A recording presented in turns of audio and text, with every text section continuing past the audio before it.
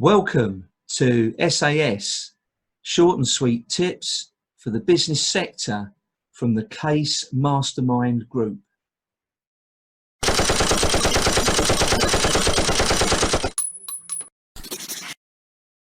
Tip number one is understand how you want to work or the problem that you're looking to resolve.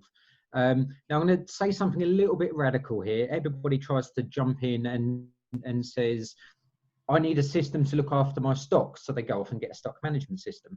I'm going to tell you, just forget what we think we know about systems and software or what's out in the market. Just forget about it and really understand what it is that you are looking to achieve and what it is that you want to do and how you want to do it. A system for me is not something that should dictate your process. You should tell the system how you want to work. So it's absolutely paramount that you understand how it is that you want to work. So if you've got an existing business already, you know, it's one word of warning actually before I go down that road is that it's always hard to think of problems in your existing processes. Now, it's not because it's a difficult thing to do. It's more of that we have this thing called the unconscious mind. And then deep down, when we believe that something is what it is and it's never going to change, we don't raise it as an issue, and therefore we don't start looking at it as a problem, as something to fix.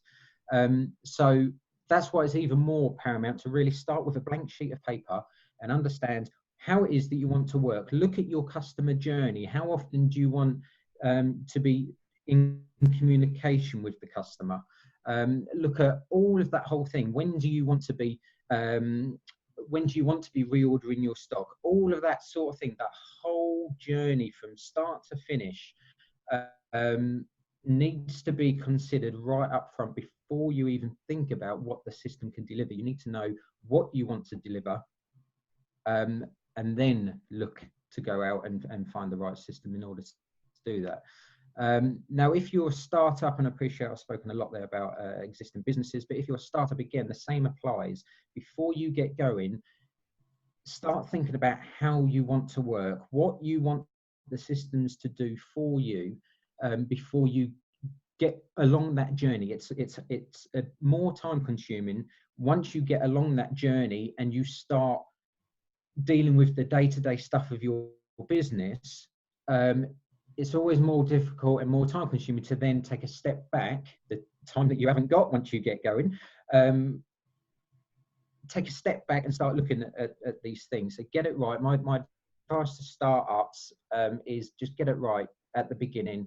It doesn't have to be perfect. You don't have to think about, you know, oh, crikey, well, that's not going to work. That's going to work. Just have an efficient process at the beginning, which you can then tweak as time goes on. So don't be 100% perfect, but at least be, you know, sort of 60-70% of the way there will be great, because otherwise you will pay for it in the long run. Okay, that's great. And yeah, I think there's a balance in there, isn't there? Because it's almost like that ready, fire, aim scenario.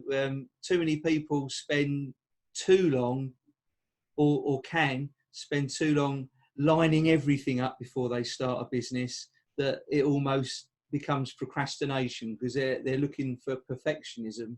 But what you're saying is at least step back, think how the process is going to be, not necessarily for you, but with the customer in mind. So you're seeing how they're going to see their side of the process and look at it from their standpoint.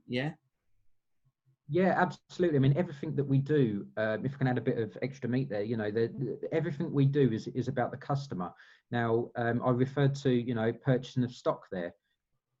Purchasing of the stock, you should always have your customer in mind, because you start talking about lead times and how it impacts the customer. So everything that we do in our business is about the customer in mind. So yeah, absolutely. Always keep the customer in mind, and how do you want to work? Think about that also as in, how do we, as if we were the customer, how would we like to have that interaction or you know, the efficiency within that business. So think of it from a customer point of view as well as an internal point of view as well. I think there's an extra tip for you. Absolutely, absolutely. And yeah, so a lot of brainstorming linked around what you're going to do before you start. So that's really good. Thank you for spending time with us today. This has been brought to you by the Case Mastermind Group. Please be sure to follow us in the links to this message. Please give your real, honest feedback on what you have just heard and share what you enjoyed or liked the best. We really do check the feedback that we receive. Please also share with your friends who you believe could benefit from it, just to show you care. To our listeners, remember, no matter where you are on the mountain of success, let's enjoy the journey together to the top. We will see you there, my friends.